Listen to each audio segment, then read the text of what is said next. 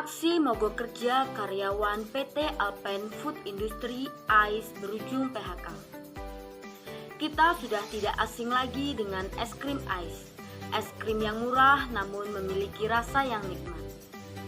AIS adalah perusahaan lisensi dari Singapura dan memiliki tim yang berpengalaman 20 tahun di industri es krim. Berasal dari Singapura, AIS datang ke Indonesia dan mendirikan pabrik es krim pertamanya, yaitu PT Alpen Food Industry yang menerima sertifikat tingkat tertinggi A level halal.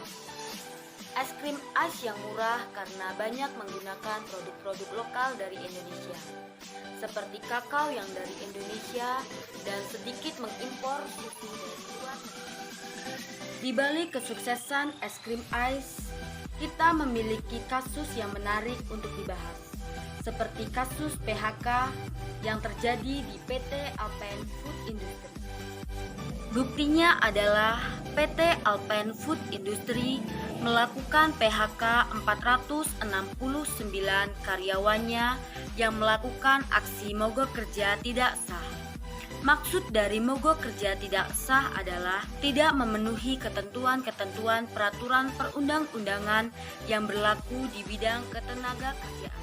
Ayat 1 sampai 3. Pada ayat 1 menyatakan melakukan mogok kerja adalah direncanakan. Di pasal kedua, panggilan untuk kembali bekerja. Dan pada pasal ketiga, tidak memenuhi panggilan dianggap mengundurkan diri, yang membuat karyawan-karyawan melakukan aksi mogok kerja tidak sah karena dilatar belakangi dengan faktor internal dan faktor eksternal. Faktor internalnya yaitu kurangnya rasa kemanusiaan PT AIS terhadap karyawannya, karena buruh hamil masih dipekerjakan pada malam hari, sehingga menyebabkan keguguran. Dan tidak adanya cuti haid bagi perempuan, karena haid merupakan suatu hal yang menyiksa dan memiliki rasa yang tidak nyaman. Selain kurangnya rasa kemanusiaan, karyawan juga menuntut kenaikan gaji dari gaji 4,5 juta menjadi 11 juta.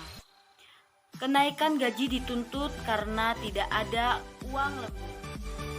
Faktor eksternalnya yaitu terdapat pada pasal 137 Undang-Undang 13 tahun 2003 yang mengatakan mogok kerja adalah hak dasar bagi pekerja yang dilakukan secara sah, tertib, dan damai akibat dari gagalnya perundingan.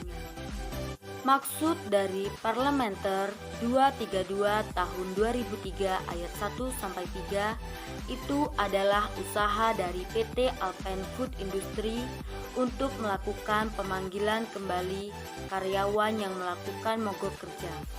Namun usaha tersebut tidak berhasil karena gagalnya perundingan. Keterkaitan kasus dengan teori. Kasus ini berkaitan dengan teori teologi bagian egoismetis. Teori egoismetis bahwa tindakan dan setiap orang pada dasarnya bertujuan untuk mengejar pribadi dan memajukan dirinya sendiri. Di sini bisa dimaksudkan adalah kepentingan perusahaan. Kasus ini tidak memenuhi kriteria yang ada pada teori ulteriarisme karena beberapa hal berikut. Pada teori ulteriarisme dijelaskan bahwa perbuatan baik hendaklah memiliki berbagai manfaat. Berbagai hal yang dilakukan PT Alpen Food Industry, tidak adanya cuti haid dan hamil, tunjangan kesehatan, dan lain-lain. Ini tidak akan dapat memberikan manfaat baik kepada pegawai maupun kepada perusahaan. Justru hal ini akan memperburuk citra perusahaan dikarenakan jika masalah ini sampai terkuak ke media, maka kepercayaan dari masyarakat juga akan hilang.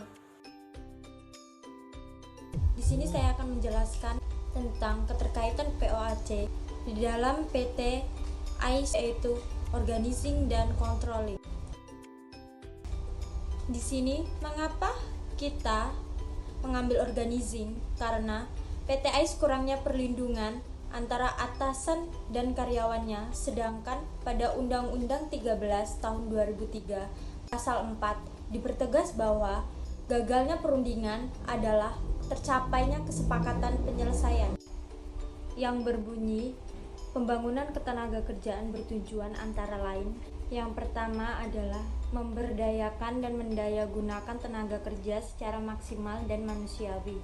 Dan yang kedua, mewujudkan pemerataan kesempatan kerja dan penyediaan tenaga kerja yang sesuai dengan kebutuhan pembangunan nasional dan daerah.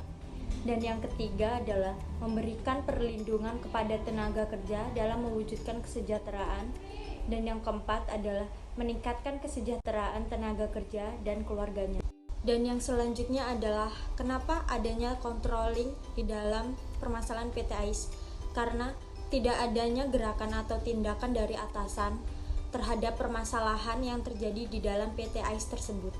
Lalu, kenapa di dalam kasus tersebut tidak ada planning dan actuating? Apa sih planning dan actuating itu? Planning adalah proses yang menyangkut upaya yang dilakukan untuk mengantisipasi kecenderungan di masa yang akan datang, dan penentuan strategi dan taktik yang tepat untuk mewujudkan target dan tujuan organisasi, atau proses di mana manajer memutuskan tujuan, menetapkan aksi untuk mencapai tujuan, mengalokasikan tanggung jawab untuk menjalankan strategi kepada orang tertentu, dan mengukur keberhasilan dengan membandingkan tujuan. Namun, pada kasusnya, gaji di PT AIS itu kecil, sedangkan tunjangannya besar. Lalu, PT AIS memberikan kenaikan gaji sebesar 11% dari gaji pokok dan sudah termasuk tunjangan. Lalu, actuating.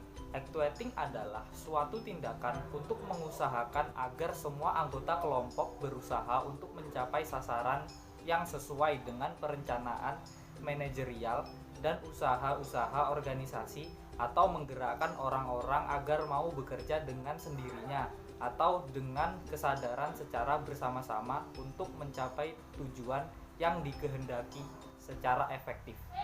Tetapi PT AIS sudah mengeluarkan imbauan bekerja kembali, bahkan sudah dibacakan di depan publik dan mengirimkan surat sebanyak 2 kali. Jadi, di planning dan actuating dalam perusahaan ini tidak terjadi masalah.